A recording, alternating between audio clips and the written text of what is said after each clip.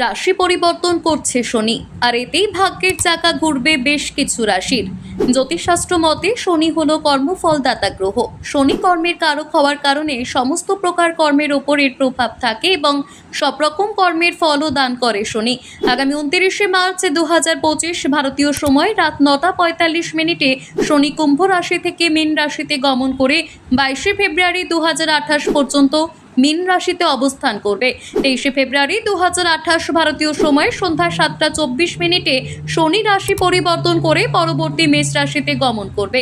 কম বেশি 2.5 বছর শনি মহারাজ এক রাশিতে অবস্থান করে এবং বিভিন্ন শুভ ফল এমনকি কর্ম প্রদানও করে। নারী জ্যোতিষ মতে বৃহস্পতি জাতক এবং শনি কর্মকারক। এইরকম সময়কালে জন্মছকে যাদের বৃহস্পতি এবং শনির সম্পর্ক তৈরি হবে তারাই ভালো কর্মফল পাবেন বা কর্মক্ষেত্রে বিভিন্নভাবে সফলতা এবং উন্নতি পাবেন।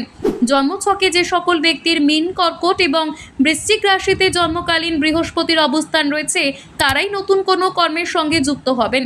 যারা চাকরি বা ব্যবসা করছেন তারা কর্মক্ষেত্রে কোনো না কোনোভাবে উন্নতি এবং সফলতা পাবেন। কে কতটা সফলতা পাবেন তা জন্মকালীন অন্যান্য গ্রহের অবস্থানের উপর নির্ভর করবে।